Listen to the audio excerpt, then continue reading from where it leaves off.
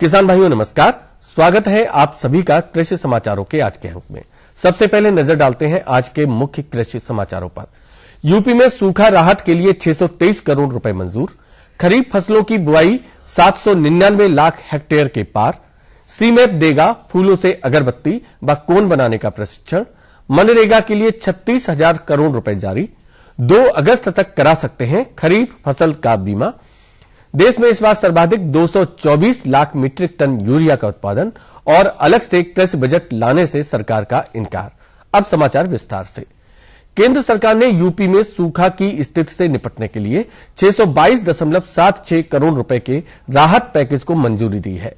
UP के अलावा राजस्थान और मणिपुर में भारी बारिश और भूकंप से नुकसान की भरपाई के लिए पैकेज की घोषणा की गई है। इस तरह केंद्र सरकार ने इन तीनों राज्यों में प्राकृतिक आपदा से निपटने के लिए 716.59 करोड़ रुपए के पैकेज की मंजूरी दी है। इसमें यूपी के लिए 622.76 करोड़ रुपए, राजस्थान के लिए 79.18 करोड़ और मणिपुर के लिए 14.65 करोड़ रुपए के पैकेज की मंजूरी दी गई है। राज्यों से मिली रिपोर्ट के मुताबिक 29 जुलाई को खरीफ का कुल बुआई क्षेत्र 799 लाख हेक्टेयर से अधिक हो गया है, जबकि पिछले साल इस समय यह आंकड़ा 752.29 लाख हेक्टेयर था।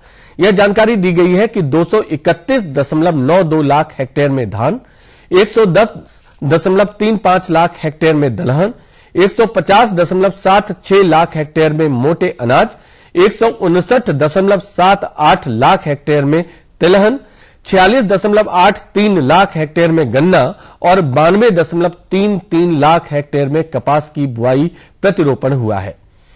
केंद्रीय औषध एवं सगंध पौधा संस्थान सीमैप की ओर से पिछले दिनों चंद्रिका देवी मंदिर कठवारा बक्सी का तालाब स्थित लखनऊ उद्यमिता प्रशिक्षण केंद्र में फूलों से अगरबत्ती व कोन बनाने का निःशुल्क प्रशिक्षण दिया गया।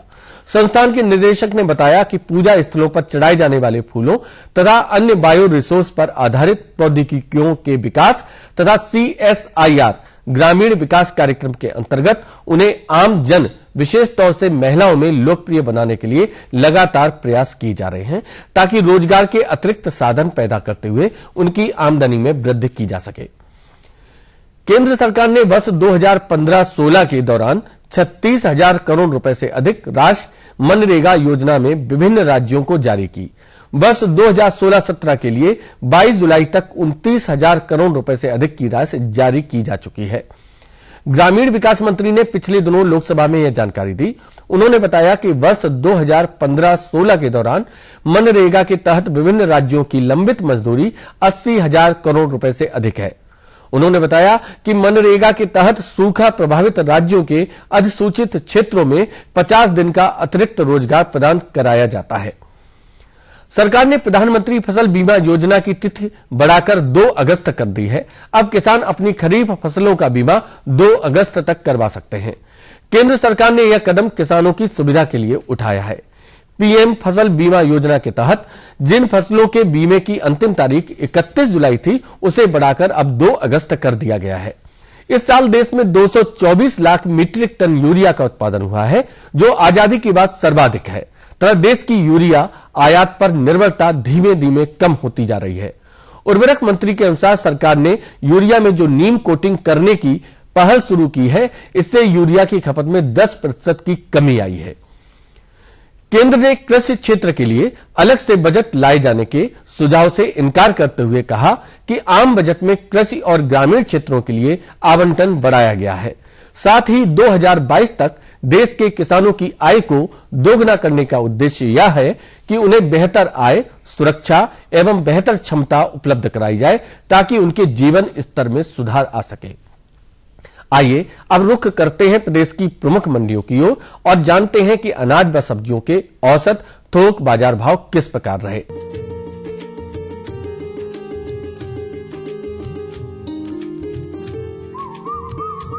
गेहूं लखनऊ में 1,700 रुपए प्रति क्विंटल, बरेली में 1,675 रुपए, अलीगढ़ में 1,625 रुपए और बदायूं में 1,600 रुपए प्रति क्विंटल। चना लखनऊ में 7,350 रुपए प्रति क्विंटल, बरेली में 8,400 रुपए, अलीगढ़ में 8,650 रुपए और बदायूं में 8,980 रुपए प्रति क्विंटल। चावल लखनऊ में 2,400 रुपए प्रति क्विंटल, बरेली में 2,400 रुपए, अलीगढ़ में 2,380 रुपए और बदायूं में 2,270 रुपए प्रति क्विंटल। अरहर लखनऊ में 8,750 रुपए प्रति क्विंटल, बरेली में 9,450 रुपए, अलीगढ़ में 8,050 रुपए और बदायूं में 9,620 रुपए प्रति क्विंटल। उड़द लखनऊ में 11,700 रुपए प्रति क्विंटल, बरेली में 10,800 रुपए और बदायूं में 10,200 रुपए प्रति क्विंटल। मूंग लखनऊ में 9,100 रुपए प्रति क्विंटल, बरेली में 8,400 रुपए, अलीगढ़ में 4,750 रुपए और बदायूं में 8,640 रुपए प्रति क्विंटल। मसूर लखनऊ में 7,450 रुपए प्रति क्विंटल, बरेली में 7,150 रुपए, अलीगढ़ में 7,000 रुपए और बदायूं में 7,250 रुपए प्रति क्विंटल।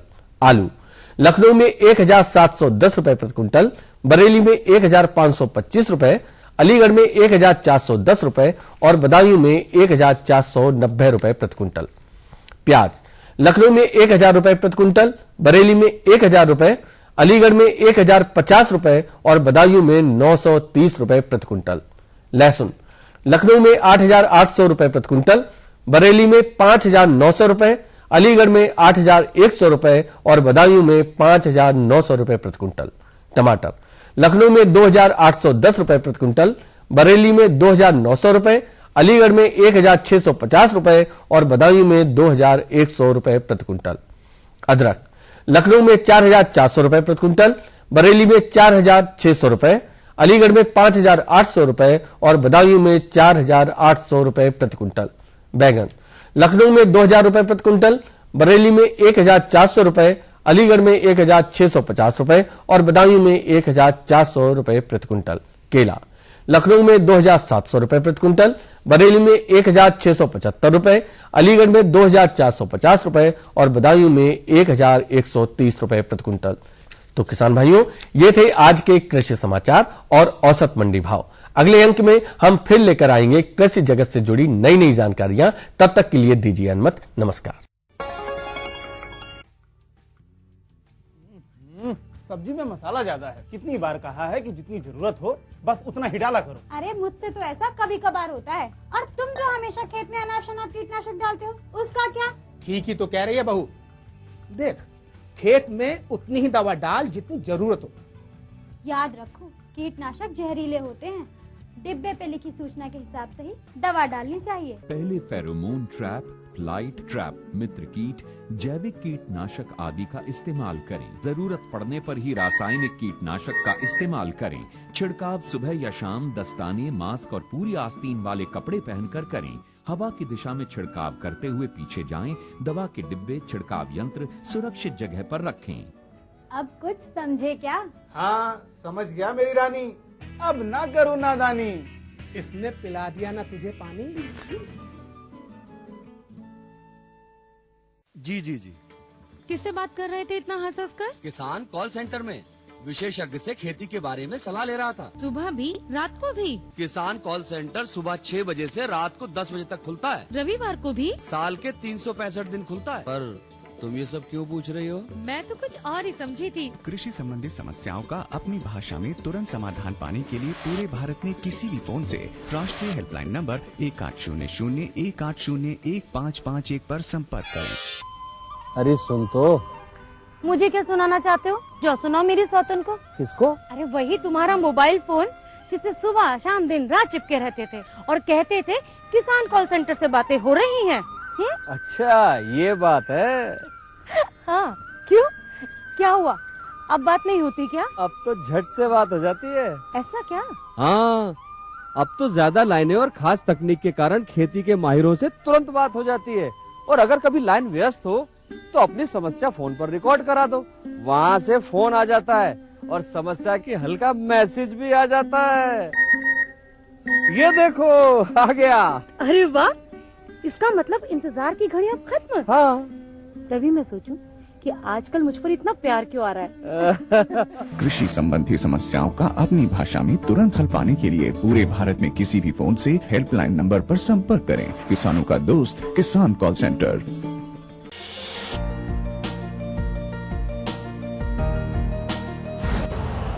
यूरिया का स्वदेशी उत्पादन 70 लाख टन बढ़ाने के लिए 6 उर्वरक संयंत्रों का उद्धार किया जा रहा है।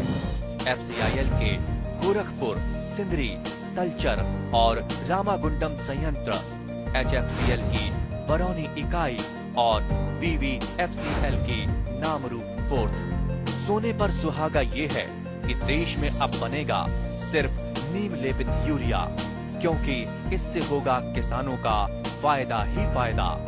अनाज का उत्पादन 10% तक बढ़ेगा। बढ़ेगी 10 से 15% नाइट्रोजन क्षमता।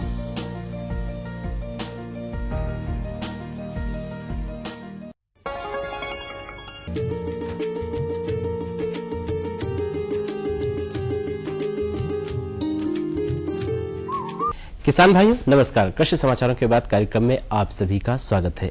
भाइयों, इस समय बड़े हर्ष का विषय है कि झमाझम बारिश हो रही है, यानी पूरे प्रदेश में लगभग मानसून सक्रिय है और हमारे चेहरों पर एक रौनक सी आ गई है। लेकिन कभी कभी ऐसा होता है कि कहीं कहीं बारिश की कमी होती है या सिंचाई जल के सीमित साधन होते हैं।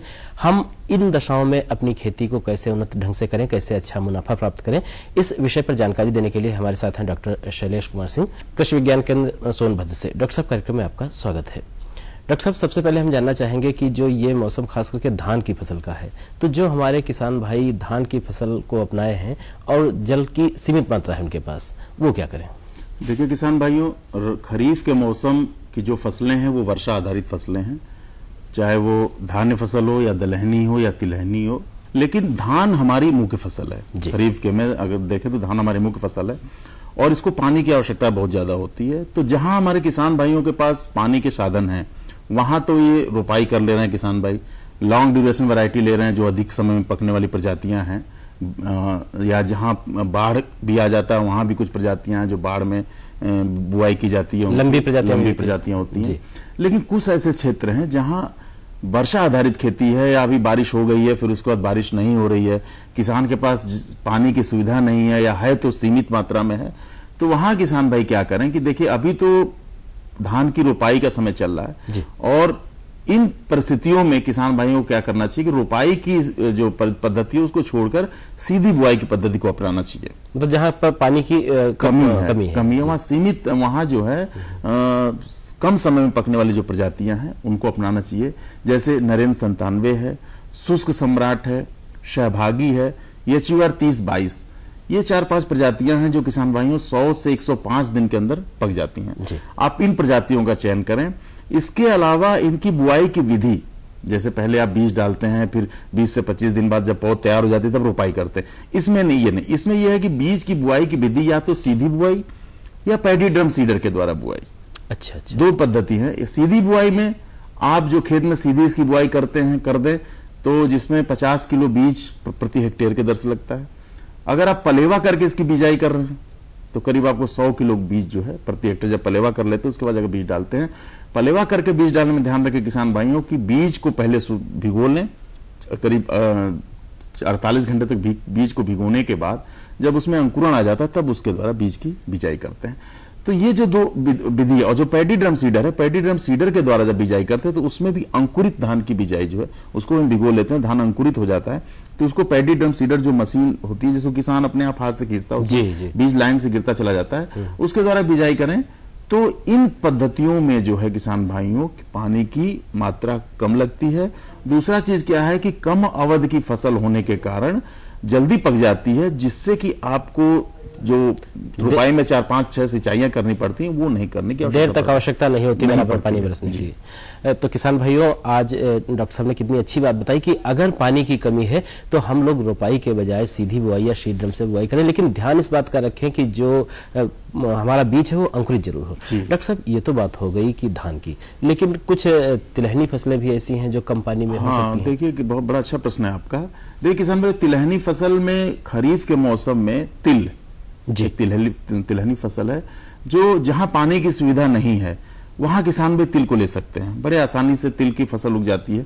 इस समय आपके खेत बारिश हुई है, खेत में नमी है, आप बुआई करके और तिल की बिजाई कर सकते हैं। बिजाई करने के बाद यदि बारिश नहीं भी होती है तो हमारी तिल की जो फसल है वो सहनशील है और वो अच्छी आपको उपज दे सकती है। बस ध्यान रखने की बात है कि आप प्रजाति का चयन ठीक से करें। अब इस समय तिल की बिजाई का समय चल रहा है, तो आप अगर तुरंत बिजाई करना चाहते हैं, आपका खेत खाली है, आपके पास पानी का साधन नहीं है, तिलहनी फसल करना चाहते हैं, तो आप तिल को ले सकते हैं, जिसमें प्रगति है, शेखर है, RT 351, RT 346, ये 3-4 प्रजातियां जो है तिल की बहुत अच्छी है किसान भाइयों।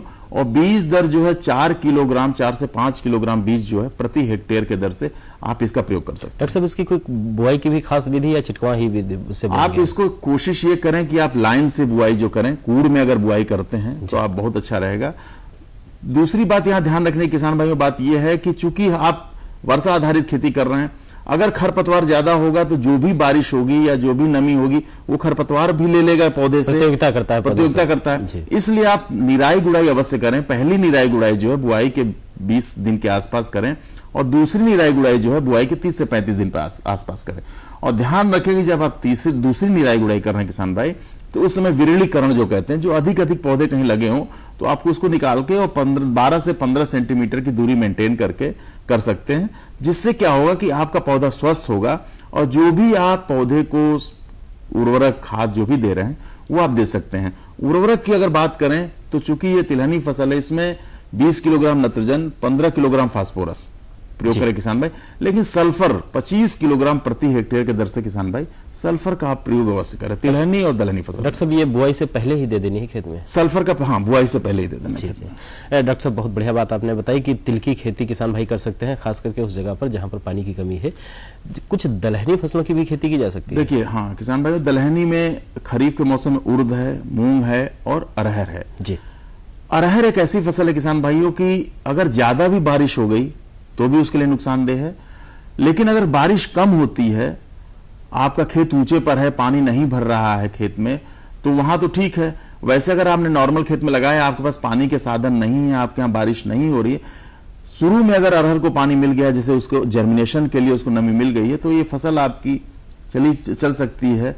और बीच में एक बारिश तो होती ही रहती है, बारिश होगी तो ये आपकी फसल अच्छी हो सकती है।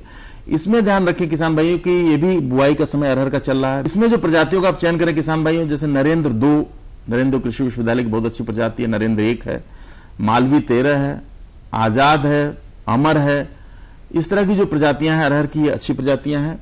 बीज दर जो है 15 से 20 किलोग्राम बीज प्रति हेक्टेयर के दर से।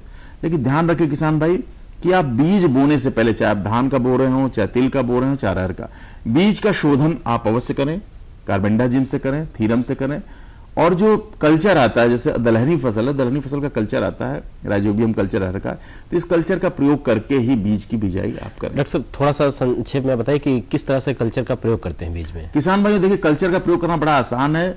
एक पैकेट कल्चर 200 ग्राम का कल्चर होता है और वो 10 किलोग्राम बीज के लिए उपयुक्त होता है। वो लिखा होता है कि अरहर के लिए, राइजोबियम कल्चर जैसे वो अरहर के लिए। आप ध्यान रखिए, उसको क्या करिए किसान भाई कि थोड़ा सा आधा लीटर पानी ले लीजिए, पानी को खौलाने के बाद और उसमें गुड़ डाल दीजिए। गुड़ इसलिए डालते हैं कि थोड़ा सा वो बीज में चिपक जाए, चिपचिपा हो जाए। हाँ, तो खौलाते इसलिए है पानी को किसान भाइयों की कोई बैक्टीरिया या कोई और जीवाणु ना हो, संक्रमण ना हो, इसलिए उसको खौला लेते हैं। जब वो ठंडा हो जाए गुड़ वाला पानी किसान भाइयों, बिल्कुल ठंडा, जैसे पीने का पानी होता है, अगर ठंडा हो जाता है उस तरह, उसमें आप उस कल्चर को मिला लीजिए। 200 ग्राम का जो पैकेट है उसको इस तरह क्लॉकवाइज और फिर एंटी क्लॉकवाइज, मतलब विपरीत दिशा में घुमाकर, फिर उसके बाद जो आपका 10 किलो अरहर का बीज रखा है, उस अरहर के बीज पे इसको डाल दे पानी को और फिर पूरा मिला लें। मिलाने के बाद किसान भाई ध्यान रखें कि उसको पूरे छाया में जो है, मतलब छाया में उसको पूरा फैला दें और फैलाने के बाद उसको सूखने दें। छाया में, धूप में मत रखें क्योंकि जीवाणु है उसमें, मर जाएंगे। और ध्यान रखें किसान भाई कि इसकी बिजाई आप सुबह सुबह करें या शाम को करें। धूप में अगर करेंगे तो जीवाणु के मरने की संभावना रहती है। जी